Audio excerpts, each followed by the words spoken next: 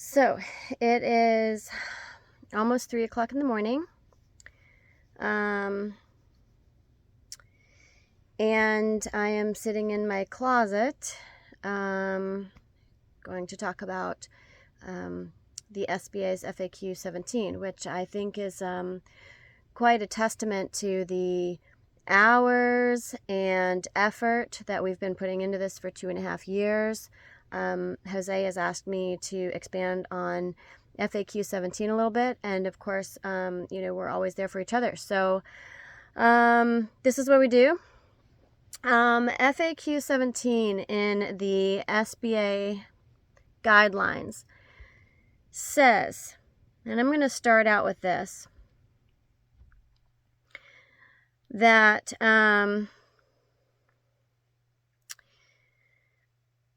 question: I filed or approved a loan application based on the version of the PPP interim rule, final rule published on April 2nd, 2020. Do I need to take any action based on the updated guidance in these FAQs? Okay, so as changes happen, a new interim rule was just put out. This is what the question is stating before it asks a question. New guidance has been put out. Do I need to take action? The answer from the SBA says no. Borrowers and lenders may rely on the laws, rules, and guidance available at the time of the relevant application. Okay. The date on this version that I'm pulling up right now on SBA.gov is April 6, 2020. That date is in dispute in my mind right now because a couple of months ago, the date on this first version was June 25th. It now says April 6th. I'm going with April 6th at the moment because that's what it says on SBA.gov tonight in my closet. But regardless, I actually pulled this up in an email that I had sent to somebody 2 years ago, and the question and answer is the same. Borrowers and lenders may rely on the laws, rules, and guidance available at the time of the application. Okay, so this presents a couple of questions. Number one, what is an FAQ? Like, we know that it's a question. All right, we get that. But as it pertains to the law, is it important? Is it weighty? How does it apply? So, for instance, if it's just a question and it's not very important, if it's not as important as a law, how was it so?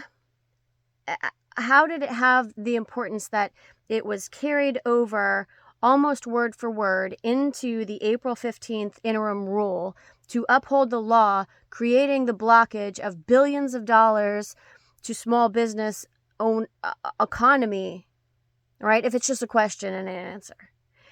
And if it is as important as a law, then what it says is that that rules and changes in laws that happen after our contract, our loan, our funding don't apply to us. So now I'm going to look at the SBA website, sba.gov, procedural rule notice. And this is the GFE rule that a lot of people are focusing on as well. This is the good faith error rule that occurred on January 15, 2021. The reason I said it that way is because that's almost a year after our loans. So, if these FAQs are important, this GFE rule does not apply to us. And I think that's pretty self-explanatory. The GFE rule basically says, or not basically, word for word, it says an excess loan amount error is a borrower or lender error made in good faith that caused a borrower to receive a PPP loan amount that exceeds the borrower's correct maximum loan amount under the CARES Act and the Economic Aid Act. And it goes on to say that basically any errors on the part of the SBA or a lender are on the fault of us, and we must bear the burden and pay the price. Well, obviously, it does make sense that if something were miscalculated and funded in error, that you would have to repay it. Because, you know, if I only qualified for 10,000 and I said, you know, I want 10 million or 40,000, and I don't qualify for that, I should pay it back. So I understand that. But there's a dark side to that as well. And when they are, they being the SBA or lenders or whoever at any given moment is relying on some new rule that occurred after we were funded in order to call us overfunded, well, it appears from the SBA's own guidelines, their own FAQs, that it doesn't apply to us. So which is it? It's either like it's just a question and answer and it doesn't really mean anything, in which case, you know, the law, I think carrying it over into the law is really kind of like it doesn't carry any weight, right? Why did it have that kind of weight to carry over into the law, almost word for word, in the April 15, 2020 interim rule? And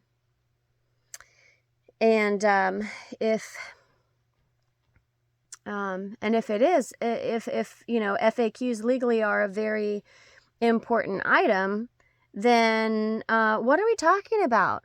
You know, all of these rules and things that changed afterward, these thousands of rules, none of it applies to us, right? And then it comes back to the question of what was in place on my day. My day was May 4th, 2020. Jose has a different day. You know, Adam has a different day. Amy has a different day.